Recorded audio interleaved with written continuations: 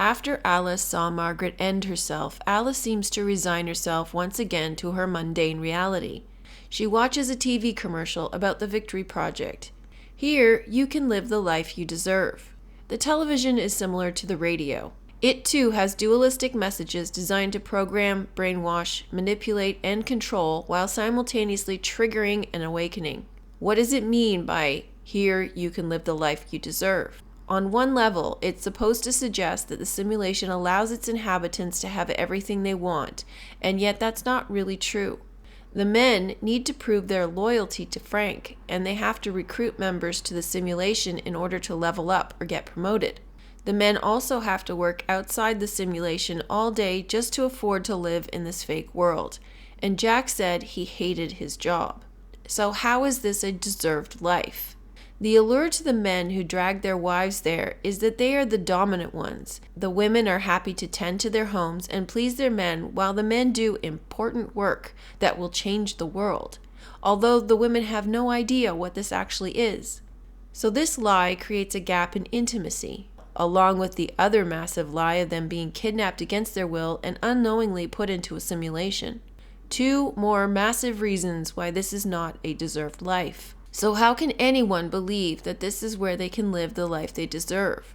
Brainwashing on one level and truth underneath.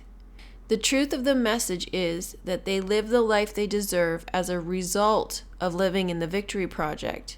The phrase was, "here you can live the life you deserve." It's not "here you live the life you deserve." The word "can" implies potential. The life they live in the simulation is fake, a lie, and it propels Alice to want to find the truth in order to set herself free. It's only after she frees herself that she is able to live the life she deserves. Alice hallucinates herself into the commercial, submerged underwater in the swimming pool.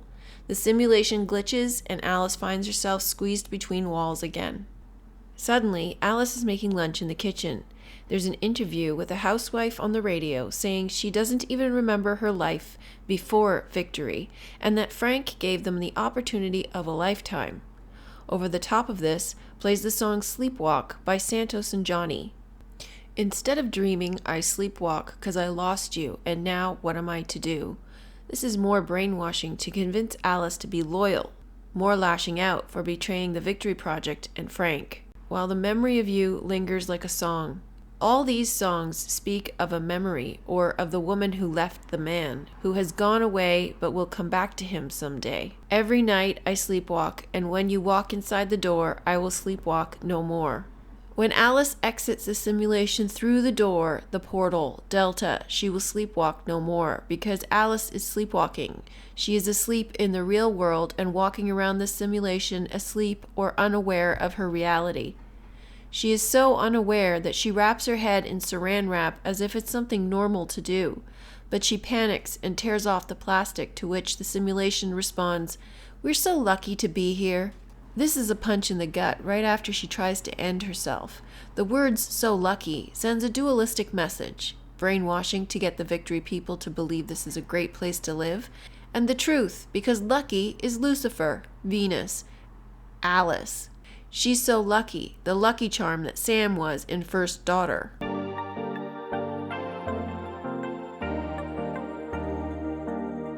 After the doctor pays a visit, Alice takes a bath and has another flashback. Here we have Alice in the tub after confessing to Dr. Collins that she saw Margaret end herself, and she's met with denial from both him and her husband. But what makes it worse is that she found Margaret's file and it was redacted, so she's no closer to getting answers about what was really going on. Is Alice losing her mind? The song playing on the radio this time is another threatening one, Poor Little Fool by Ricky Nelson. Obviously, this plays into the overarching theme of toxic masculinity, the need for dominance and control, as I discussed in the first episode of this series. I used to play around with hearts that hastened at my call, but when I met that little girl, I knew that I would fall. She played around and teased me with her carefree devil eyes. She'd hold me close and kiss me, but her heart was full of lies. Jack blames Alice for the failure of their relationship, which makes him feel entitled to put her in the simulation against her will. The song is again playing to the sensitivity that Alice is disloyal. She's pulling away, not telling the truth. Then Jack proposes they try for a baby, which is not something they had previously wanted.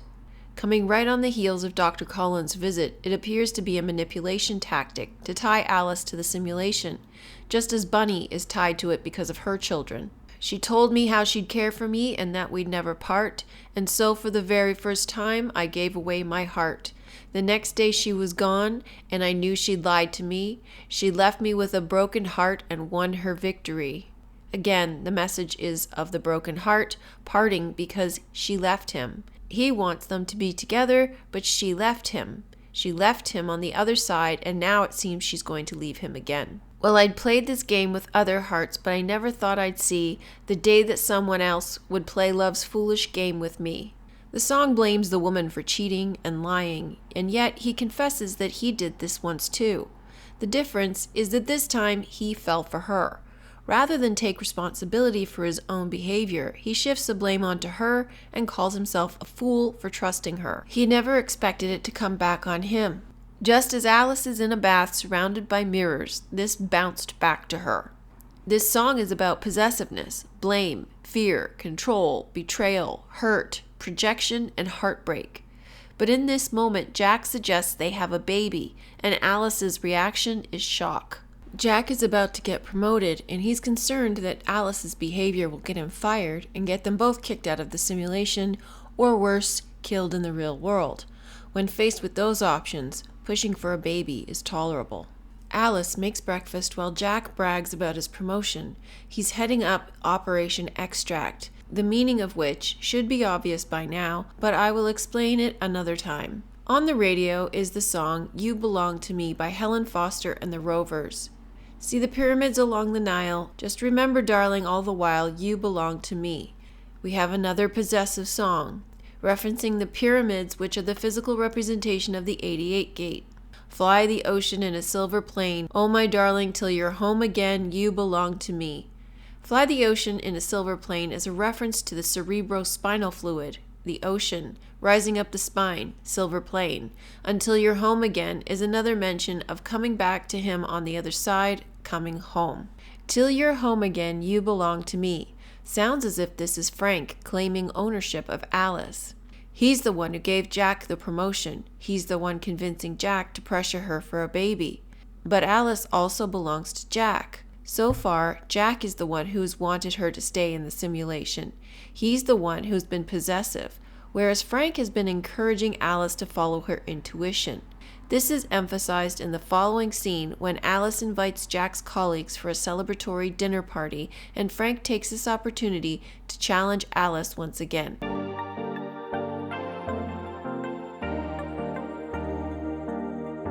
Alice throws a party for Jack's promotion and invites Frank. Apparently, it's impossible to get Frank to come to the workers' houses. On the turntable is the song Desafinado by João Gilberto. In the chest of the out of tune also beats a heart. What I find interesting about this song is that it refers to the heart being out of tune, the world being created out of heartbreak and needing to mend a broken heart in order to exit out.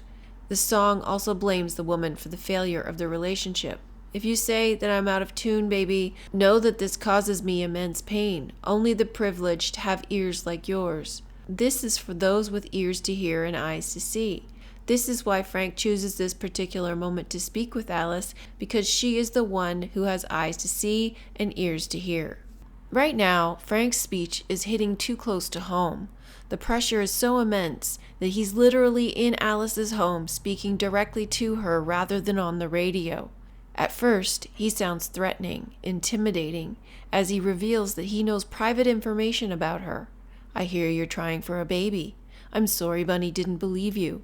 These were private conversations, yet Alice doesn't seem surprised that Frank knows these things. So perhaps this is common in the Victory Project. Then Frank brings up that she didn't believe Margaret, so why would anyone believe her? Alice didn't tell Jack about the phone call Margaret made, but she did tell Jack that she didn't listen to Margaret. This is another private conversation Frank is privy to. If it's normal for Frank to know everything that's said or done in the Victory Project, there's an understanding of no privacy. So Alice probably should act a little bit more covertly when trying to find out the truth, yet she doesn't. However, this statement sends chills down her spine. It suggests that there's something to believe, that her suspicions were right and so was Margaret, and Frank has been controlling everything to hide the truth.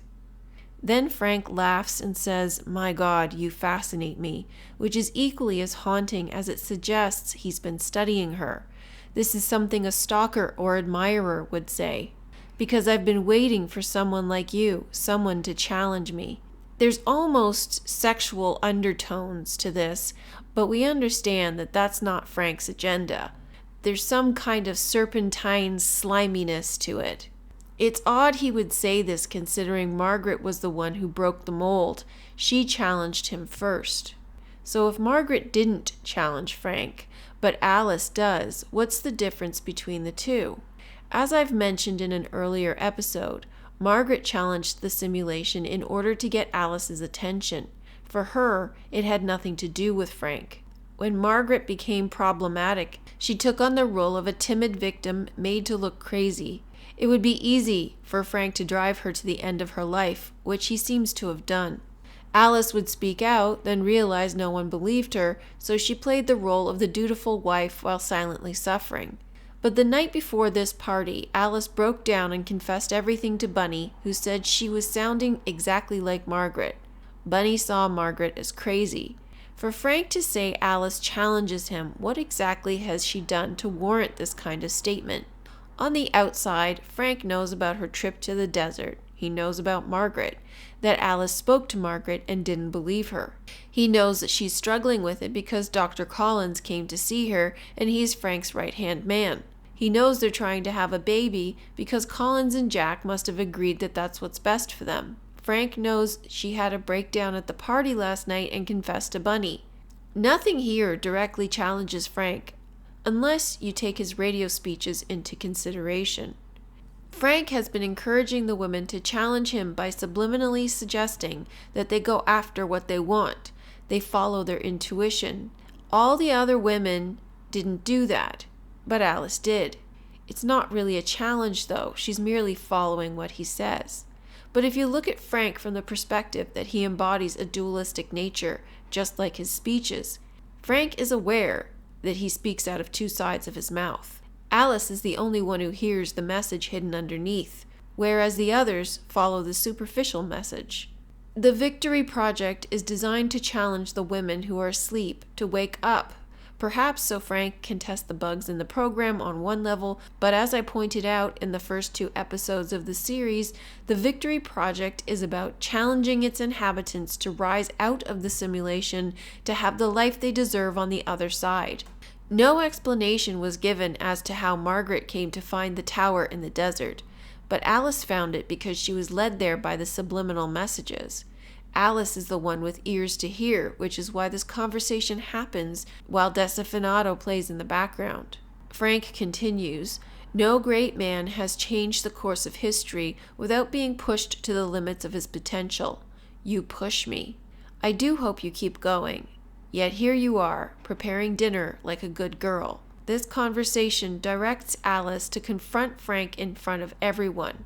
We already know Frank is a master at mind control and manipulation, so I think he said Alice challenges him as a way to encourage her to directly challenge him now, not that she challenged him before.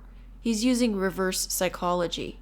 Planting the seed that she's the only one to challenge him puts her on his level, while everyone else in the simulation grovels for his attention. He won't even go to his employees' houses for dinner. Frank made Alice feel special.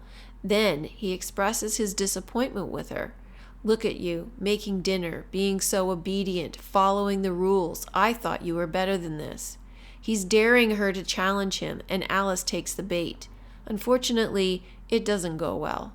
After the dinner party failure, Alice is committed to the psych ward where she's given electroshock therapy. When she comes home, the final song plays. It's called "You'd Be So Nice to Come Home To" by Ruth Brown. It's reflective of the situation, as the lyrics say, "You would be so nice to come home to," which is referring to Alice coming home. Then she has flashbacks later that night into what Jack did to her on the other side, at home. You'd be so nice, you'd be paradise to come home to and love. You'd be all I could desire.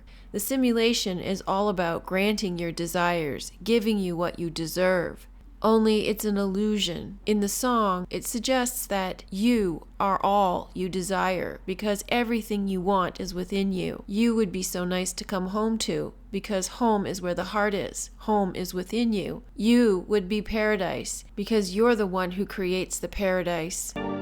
This is the end of part 6. Join me for the next episode in which I summarize all the songs and draw my conclusions. Thanks for watching. If you like this video, please show your support for my channel. Like, share, subscribe, comment, contribute. Contributions over $15 will receive a link to the Johnny Depp Dark Shadows material, so please be sure to include your email address. Kindly visit my website, subscribe to my backup channels, join the Discord group. All links are in the description box below. Thanks for listening. Hope you're having a great day. Bye for now.